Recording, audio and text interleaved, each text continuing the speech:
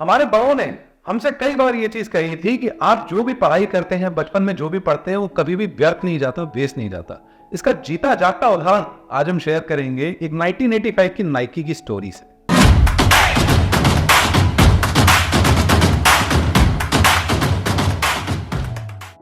Nineteen 1985 में Nike ने एक 24 आवर शू डिजाइन कंपटीशन का आयोजन किया था।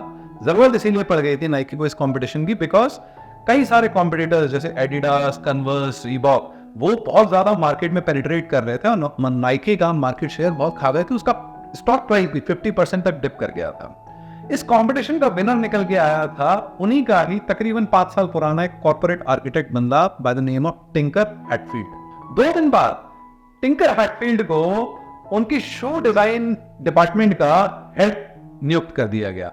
टिंकर वाज थिंकिंग कि यार मैं कॉर्पोरेट आर्किटेक्ट हूं, मैं शू डिजाइनिंग में क्या करूंगा, बट स्टिल काम है तो करना है। सो इन द प्रोसेस उनको याद आया कि वो एक बार जब पेरिस गए थे तो वहां पे उन्होंने एक बिल्डिंग को विजिट किया था। बिल्डिंग का नाम है सेंटर पोम्पिडो। वो खास तौर से बिल्डिंग की खासियत ये है, it's an inside out building, मतलब कि स्ट्रक्चरली, सिविल और मेंटेनेंस का जो भी उसकी पाइपिंग थी, प्लम्बिंग थी, that was out in the open. कुछ भी हिडन ढका हुआ नहीं था। It was everywhere on the outside for the whole world to see. Tinker ने सोचा क्यों ना सेम कॉन्सेप्ट हम इस जूते के साथ भी कर सकते हैं। तभी उन्होंने जो एयर मैक्स 1 लॉन्च करना था उसका जो सोल था उसके सोल में चेंज किया और उसके सोल में एक होल कर दिया, which was out there for everyone to see. It was a radical design of those times और न जाने कितना ऑपोजिशन इंटरनली हुआ था उनका, लेकिन जब ये जूता लॉन्च हुआ इट वाज अ फिनोमेना। और वो दिन और आज का दिन Nike continues to be the market leader in this shoes industry. ये जो स्टोरी है इससे दिमाग में यही आता है जो बड़े कहते थे ना कि आपने कुछ भी पढ़ा हुआ है बचपन में, और अब आप यहां आगे देखिए how your mind works as a library of so many ideas and of so many thoughts जो आपके पास हमेशा पड़े रहते हैं डॉर्मेंट फॉर्म में।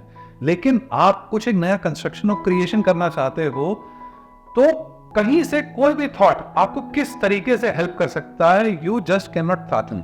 यहां पे मैं स्टीव जॉब्स की एक बहुत ही पॉपुलर जो उनकी स्पीच थी, स्टे हंग्री स्टे फुलिश, उसको रेफर करना चाहूंगा। उसमें 3 पॉइंट्स थे। उसका फर्स्ट पॉइंट था कनेक्टिंग द डॉट्स। ये स्पीच में एग्जैक्टली यही बात कही जाती है कि मैं आज से 20 साल आगे जब पहुंच गया तब मैं देख सकता हूं कि मैंने जो जो भी कदम उठाए वो किस तरीके से मुझे इस लेवल तक पहुंचाने में उन्होंने मदद की है। एज एन एग्जांपल, उन्होंने अपने कॉलेज टाइम पे कैलीग्राफी का कोर्स किया था। आप और हम जो आज अपने मोबाइल्स और कंप्यूटर्स यूज करते हैं उसमें जितने भी एक से एक फॉन्ट्स हम यूज करते हैं और इतना यूजर फ्रेंडली इंटरफेस है, all the credit goes to that calligraphy course which was done by Steve Jobs. उन्होंने खुद ये बात कही थी क्योंकि एप्पल में हमने लॉन्च किए और माइक्रोसॉफ्ट ने उसको कॉपी किया, तो इसीलिए हर किसी सिस्टम पे आज के टाइम पे इतने सुंदर और इजी फॉन्ट्स अवेलेबल है। कई बार हमें यह भी कहा जाता था कि अगर आप एक फील्ड में एक स्पेशलिस्ट हैं, एक फील्ड में अगर आप बहुत अच्छे हैं तो आप बाकी फील्ड्स में बहुत अच्छा परफॉर्म नहीं कर पाएंगे।